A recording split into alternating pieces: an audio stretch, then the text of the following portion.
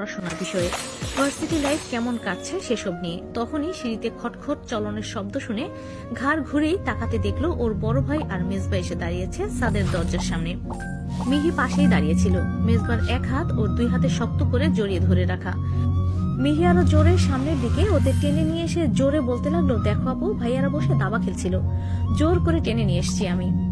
মিহিরা এগিয়ে এসে শতরঞ্জির সামনে ওদের মুখোমুখি সারিতে দাঁড়ালো। মেজবা পকেটে হাত গুজে এক কোণে দাঁড়িয়ে রইল। ইরফান গিয়ে আকসার পাশে বসে পড়লো। জেমি একবার আকসাকে দেখে, আরেকবার মেজবাকে দেখলো। জেমির মুখ কিছুটা বিষণ্ণ, মনে হচ্ছে ভীষণ চিন্তিত।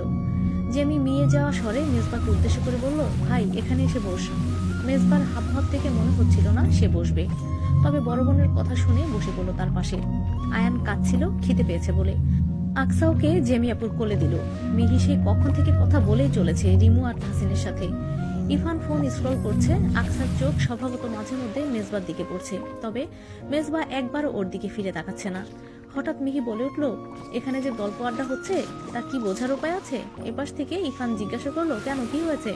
মিহি বলল, আসরটা কেমন যেন মরা মরা লাগছে, একটু জাঁকজমকপূর্ণ হওয়া দরকার, দাঁড়াও আমি আসছি। কথাটা বলেই মিহি দৌড়ে উঠে চলে গেল সিঁড়ির দিকে। জেমি আয়ানকে ফিডার খাওয়াতে খাওয়াতে পাশ ফিরে মেজবাকে বলল, খালামণির বাসায় তো গিয়েছিলি গতদিন, তাদের কেমন অবস্থা জানালি না তো ভাই? সবাই ভালো আছে আপু। তোমার ইশতিয়াকের কথা মনে আছে? ছোকরা এখন কত বড় হয়ে গেছে জানো? 3 বছর পরে দেখলাম। তখন ছোট একটা বাচ্চা ছিল, আর এখন লম্বা হয়েছে খাম্বার মতো, বেটা ছেলে হয়ে গেছে। হাসতে হাসতে কথাগুলো বলতে লাগলো মেজবা। আকসা অবাক চোখে চেয়ে রইল।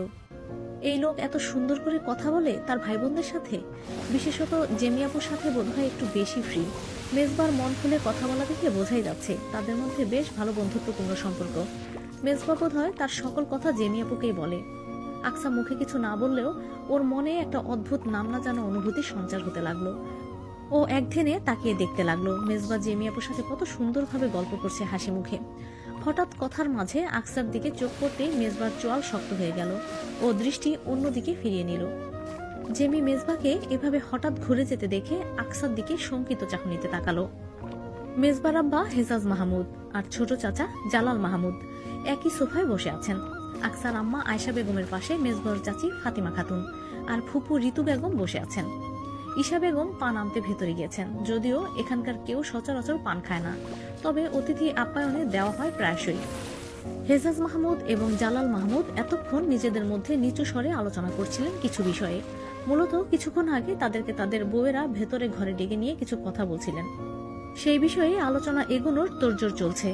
ফাতেমা খাতুন তার স্বামীকে চোখের ইশারায় বোঝালেন কথাটা পারতে, কিন্তু জালাল মাহমুদ ইতস্তত হয়ে স্ত্রীর ঘাড়েই দায়িত্বটা চাপিয়ে দিলেন। অগত্যা ফাতেমা খাতুনই আসরে আয়শা বেগমকে উদ্দেশ্য করে বলে উঠলেন, আপা, আপনার সাথে কিছু বিষয়ে কথা ছিল। সবসময় তো আর দেখা সাক্ষাৎ হওয়ার সুযোগ নেই, আজ যখন এসেছেন এবং আজই আমাদের কথাটা বলার ইচ্ছে রয়েছে, তাহলে এখনই বলে ফেলি। আয়শা বেগম জিজ্ঞেস করলেন, কি কথা আপা? ফাতেমা খাতুন মৃদু হেসে বললেন, বড় আপা আসুক, আপা বললেই বেশি ভালো হয়। ফাতিমা খাতুন মৃদু হেসে বললেন, বড় আপা আসুক, আপা বললেই বেশি ভালো হয়। আসলে তার জন্য বেশি জরুরি তো। আয়শা বেগম ঠিক বুঝতে পারলেন না ঠিক কি বিষয়ে কথা বলতে চাইছেন তারা। মিহি যখন ছাদে ফিরেছে তখন ওর হাতে একটা গিটার। গিটারটা মেজবার, সবাই জানে এটা ওর সর্বসঙ্গী।